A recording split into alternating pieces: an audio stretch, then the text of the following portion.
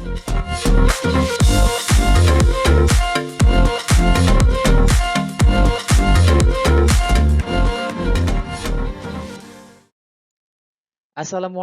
warahmatullahi wabarakatuh. Apa kabar teman-teman? Semoga kalian selalu dalam keadaan sehat dan tetap semangat dalam belajar TOEFL. Dalam video kali ini saya akan melanjutkan pembahasan soal nomor 6 sampai dengan soal nomor 10. Semoga apa yang akan saya sampaikan ini bermanfaat dan mudah dipahami. Question number 6. Only a few sounds produced by insects are heard by humans. Blank space. Most of the sounds are pitched either too low or too high. Oke teman-teman, mari kita analisa subjek dan kata kerjanya. A few sounds ini merupakan subjek. Kemudian are heard ini adalah sebuah kata kerja. Most of the sounds ini merupakan subjek dan are pitched ini merupakan kata kerja. Di sini ada kata produced. Produced merupakan past participle yang fungsinya bukan sebagai kata kerja, namun sebagai adjektif atau kata sifat. Sebelum melanjutkan pembahasan, saya akan menjelaskan mengenai past participle atau biasanya kita sebut dengan kata kerja bentuk ketiga. Past participle itu mempunyai dua fungsi. Yang pertama sebagai kata kerja dan yang kedua sebagai kata sifat. Mari kita analisa kalimat yang pertama ini.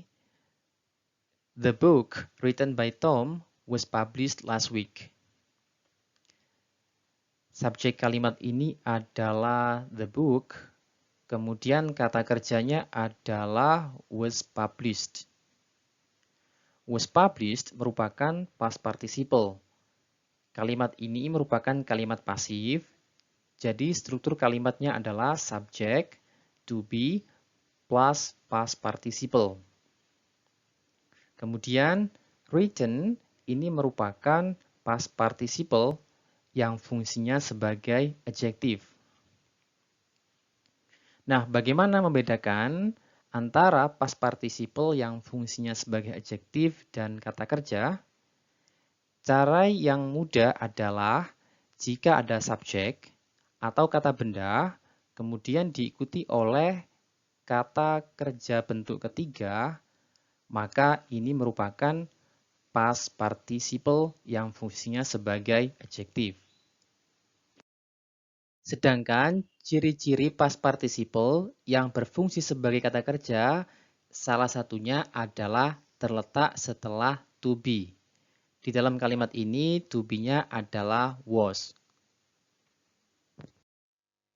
Jika diterjemahkan, maka artinya adalah buku yang ditulis oleh Tom dipublikasikan minggu lalu.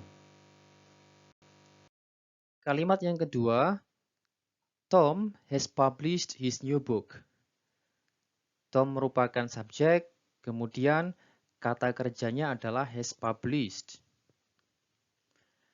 Published merupakan past participle yang berfungsi sebagai kata kerja.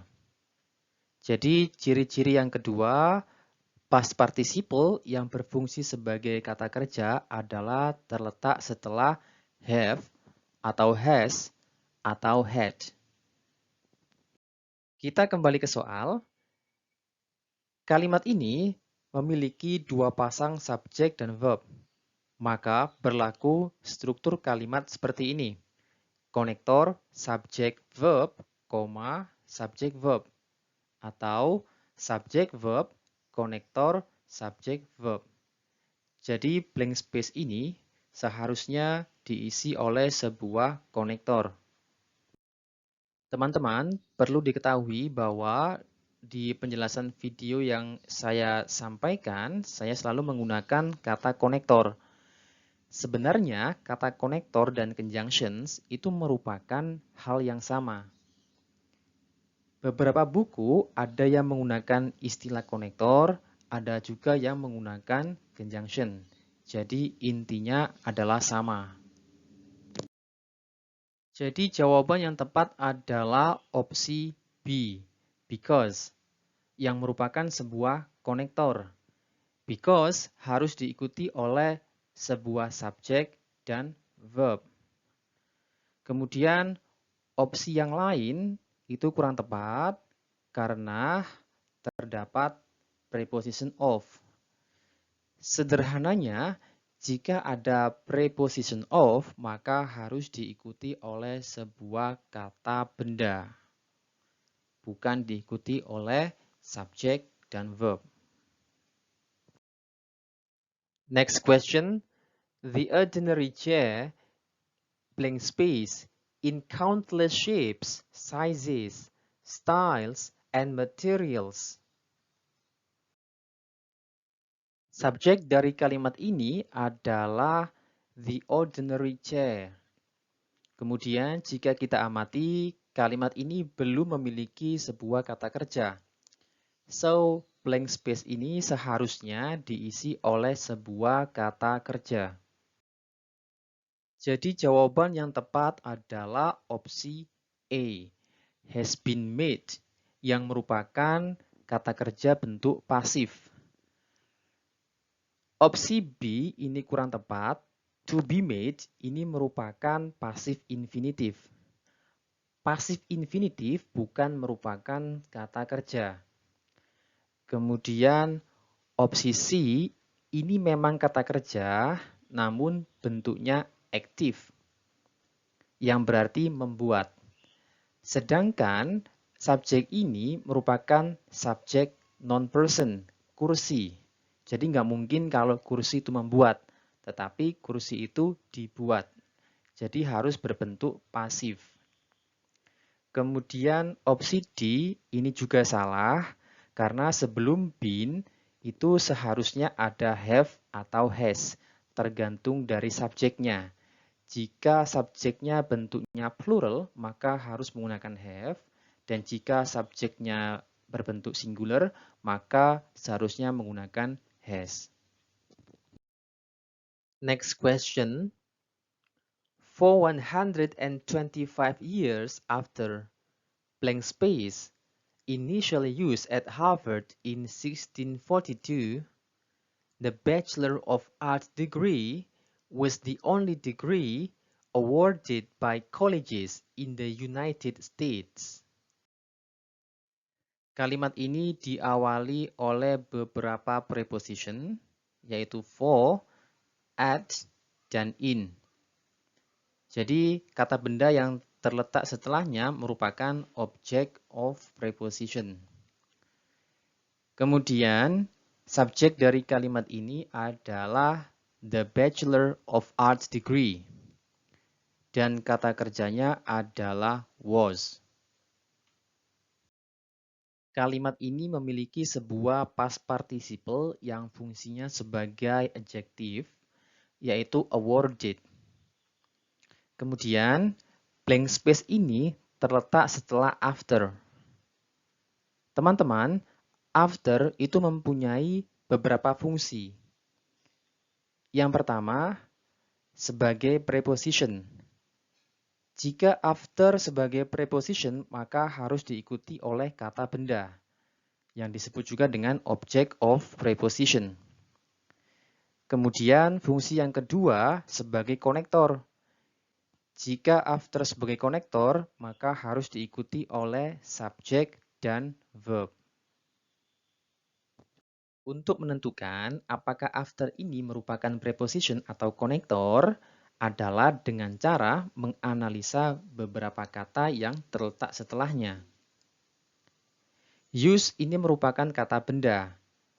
Kita tahu bahwa use ini adalah kata benda karena use ini terletak setelah kata sifat, yaitu initial.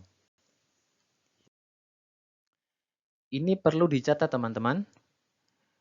Jika ada countable nouns, atau kata benda yang bisa dihitung dan berbentuk tunggal, maka tidak bisa berdiri sendiri. Mereka harus mengikuti sebuah artikel, yaitu a atau an atau the. Atau juga mereka mengikuti sebuah possessive adjective. Di antaranya adalah my, your, his, her, its, our, atau their. Atau mereka terletak setelah demonstratives, yaitu this atau that.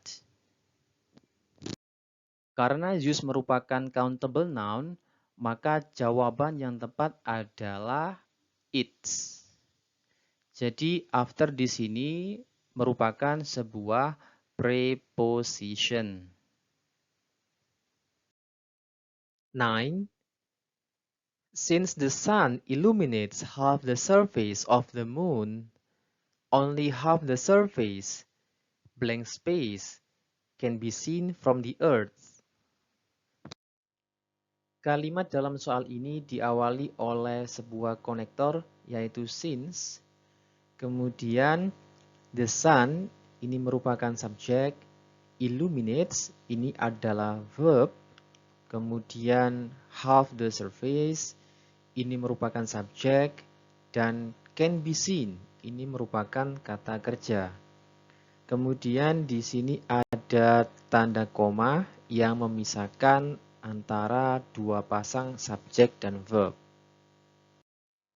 So, jumlah konektor, subjek, dan verb dalam kalimat ini sudah lengkap. Kemudian, blank space terletak di antara subjek dan verb.